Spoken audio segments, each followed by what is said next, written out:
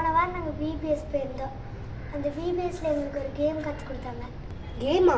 என்ன கேம்? ஜாலியாக விளாண்டியா? ஆமாக்கா, அது சூப்பரான கேம். விளையாடும் போது நல்லா ஜாலியாக இருந்துச்சு.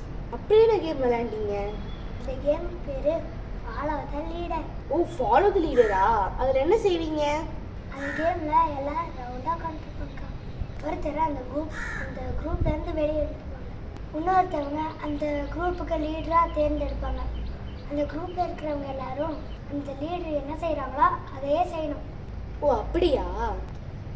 அந்த லீடர் செஞ்சதை நம்ம அப்படியே செய்யாமல் இருந்தால் நம்ம வித்தியாசமானவங்க வெளியே போனாங்க கண்டுபிடிச்சிருவாங்க.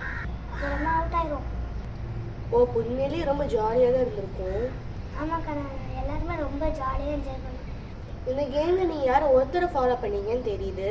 அது ஒருத்தர் ஒழுங்காக ஃபாலோ பண்ணிங்கன்னா நீங்கள் அவுட் ஆக மாட்டீங்கன்னு தெரியுது. ஆனால் ஒரு மேகத்தை ஃபாலோ பண்ணி நிறைய பேர் பத்திரமா இருந்தாங்கன்னு தெரியுமா? என்னது, மேகத்தை ஃபாலோ பண்ணாங்களா? ஆமாம், அதை நம்ம இன்னைக்கு படத்தில் பார்க்க போகிறோம். இயேசு கிறிஸ்துவின் நாமத்தினாலே உங்கள் அனைவருக்கும் என் வாழ்த்துக்களை தெரிவித்துக் கொள்கிறேன். இந்த சீரியல் உயர்பள்ளி பாடத்தை படிக்க வந்திருக்கவங்க எல்லோரையும் நான் அன்போடு வரவேற்றுக் கொள்கிறேன். இந்த வாரம் நம்ம பாடம் படிக்கிறது நம்ம கூட ஜேம்ஸ் வந்திருக்காங்க. ஹாய் நீங்கள் எல்லாரும் நல்லா இருக்கீங்களா? இந்த பாடத்துக்குள்ளே போகிறதுக்கு முன்னாடி நம்ம ஜெபம் செய்வோம். எங்களோட அன்புள்ள பரமபிதாவே, நாங்கள் இப்போ பாடம் படிக்க போகிறோம்.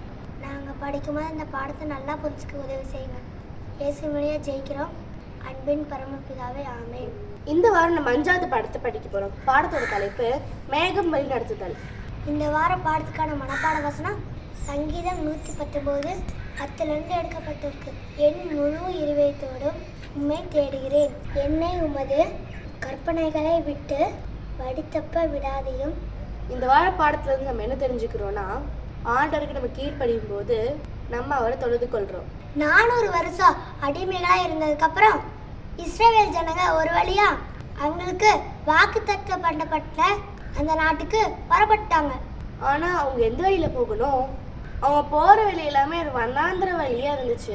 ஆண்டவர் அப்படிப்பட்ட ஒரு சூழ்நிலையிலும் அவங்க கஷ்டப்பட்டணும் அப்படின்னு விடலை.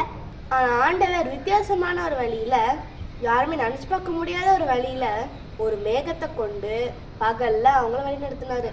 ராத்திரி நேரத்தில் ஒரு நெருப்பு தூணை கொண்டு வழி நடத்தினாரு. பகலில் வெயில் அதிகமாக இருக்கும். அப்படி ஒரு சூழ்நிலையில அவங்களுக்கு மேலே இருந்த மேகம் அவங்களுக்கு ஒரு கொடை மாதிரி நிழல் கொடுத்துச்சு. வனாந்தரத்தில் ராத்திரி நேரத்தில் ரொம்ப குளிராக இருக்கும். அந்த குளிர்ல இருந்தும் இருட்டுல இருந்து தப்பிக்கிறதுக்கு ஆண்டவர் அவங்களுக்கு ஒரு நெருப்பு தூணை கொடுத்தாரு. இந்த மேகம் அந்த இஸ்ரவேல் ஜனங்களை வனாந்தரத்தில் வழியாக நடத்திட்டு போச்சு. அவங்க செங்கடல் முன்னாடி வந்ததும் அந்த மேகம் நட்டல் நின்றுச்சு. எகிப்து தேசத்தில் இருந்த ஜனங்கள் இஸ்ரேல் ஜனங்கள் வெளியே போயிட்டாங்கன்னு தெரிஞ்சதும் அவங்களுக்கு வேலை செய்யறதுக்கு வேலைக்காரங்க யாருமே இல்லைன்னு புரிஞ்சுக்கிட்டாங்க. அதனால இந்த இஸ்ரவேல் ஜனங்களை மறுபடியும் பிடிச்சிட்டு வந்து அடிமைகளாக வச்சு அவங்களுக்கு வேலை செய்ய வைக்கணும்னு நினைச்சாங்க. இந்த இஸ்ரேல் ஜனங்க இருந்த இடத்துல இருந்து தூரத்துல இருந்து பயங்கரமா தூசி கிளம்பி வரதை பார்த்தாங்க. தூரத்துல இருந்து அந்த எகிப்து நாட்டோட ரதங்கள் வேகமா அவங்களை நோக்கி வர்றதை பார்த்தாங்க. இஸ்ரேல் ஜனங்கள் இருந்த இடத்துல 2 பக்கமும் மலை இருந்துச்சு. அவங்களுக்கு முன்னாடி தாண்ட முடியாத அளவுக்கு ஒரு பெரிய கடல் இருந்துச்சு. அவங்களை நோக்கி இந்த எகிப்து நாட்டோட ரதங்கள் வேகமா வர்றது பார்த்து அவங்க ரொம்ப ரொம்ப பயந்துட்டாங்க. மோசே ஜனங்களை பார்த்து சொன்னாரு, நீங்க பயப்படாதீங்க, நீங்க சும்மா இருங்க, ஆண்டவர் உங்களை இந்த மக்கள் கிட்ட இருந்து காப்பாத்துவாரு அப்படின்னு சொன்னாரு. இந்த எகிப்து நாட்டு போர் வீரர்கள்லாம் பக்கத்தில் நெருங்கி வர வர ஆண்டவரோட அந்த மேகம் ஒரு அற்புதமான ஒரு விஷயத்தை செஞ்சிச்சு. இந்த மேகம் கீழே இறங்கி வந்து இஸ்ரவேல் ஜனங்களுக்கோ எகிப்து ஜனங்களுக்கோ நடுவில் ஒரு தேர மாதிரி நின்றுச்சு. அதனால வெளிச்சம் உள்ள வர முடியாம இந்த எகிப்து வீரர்களை இருட்டில் மாட்டிக்கிட்டாங்க. ஆனால் இன்னொரு பக்கம் ஆண்டவர் அனுப்பின அந்த நெருப்பு தூண் அவங்களுக்கு தேவையான அந்த வெளிச்சத்தை அவங்களுக்கு கொடுத்துச்சு.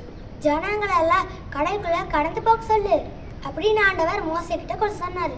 அந்த ஆழமான கடலால கூட அந்த இஸ்ரவேல் ஜனங்களுக்கு எதிர்த்து நிற்க முடியல.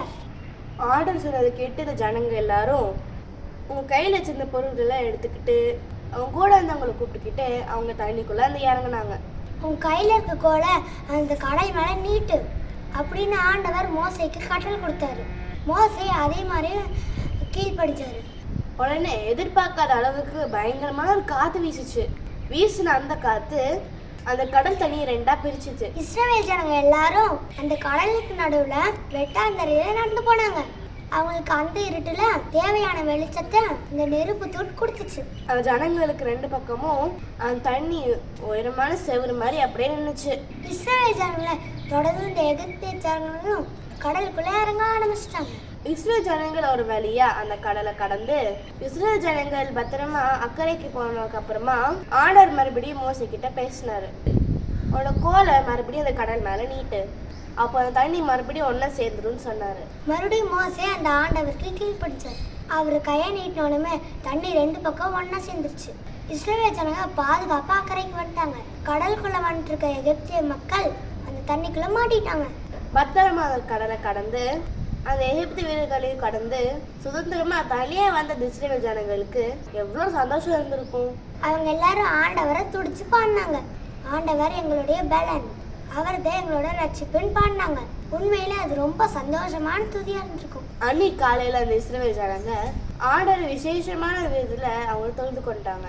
ஆண்டவர் அவங்க பத்திரமா வச்சுக்கிறதுக்காக ஆண்டவர்களுக்கு அவங்க நன்றி சொன்னாங்க. ஆண்டவர் சொன்னது மோசே கீழ்ப்படியாம இருந்திருந்தா, மோசே சொல்றதை கேட்டு இஸ்ரவேல் ஜனங்க கீழ்ப்படியாம இருந்திருந்தா அவங்களுக்கு இப்படி ஒரு வெற்றி கிடைச்சிருக்காது. ஆண்டவர் சொல்றத மோசே சொல்றத ஜனங்களும் கேட்டதுனாலதான் அவங்களால பத்திரமா தப்பி பழிக்க முடிஞ்சிச்சு. அவ கீழ்ப்படுறது ஆண்டவர் தொழுது கொள்ற ஒரு விஷயம்தான் அப்படின்றது இதுல தெளிவா தெரியுது. ஒவ்வொரு நாளும் நம்ம ஆண்டவரை தொழுது கொண்டது அவசியம்.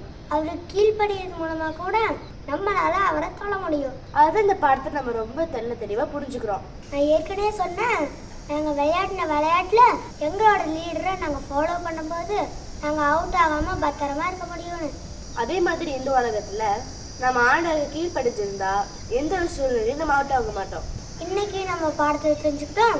ஆண்டவருக்கு நம்ம கீழ்ப்படியும் போது நம்ம அவரை தொழுது கொள்வோம். அவரை தொழுது கொள்வது பிள்ளைங்களை ஆண்டவர் கண்டிப்பா பத்திரமா பார்த்துக்குவாரு. இந்த பாடத்தை என் கூட சேர்ந்து படிச்சதுக்காக நன்றி. பாடத்தை முடிக்கிறதுக்கு ஜெபம் செய்வோம். அன்புள்ள பரம்பிதாவே, இந்த வார பாடம் படிக்கும்போது என் கூட இருந்ததுக்காக நன்றி. இந்த பாடம் எங்கள் வாழ்க்கைக்கு உதவி செய்யுங்க. நாங்கள் உங்களுக்கு கீழ்ப்படுகிறதுக்கு உதவி செய்யுங்க. ஆண்டவரை எங்கள் கூட இருந்து ஆசீர்வாதத்தை பார்த்துக்கோங்க. பார்க்கறதுக்கு ஆசீர்வதிங்க. இயேசுவை ஜெபிக்கிறோம். அண்ணன் பரம தகப்பனே, ஆமென்.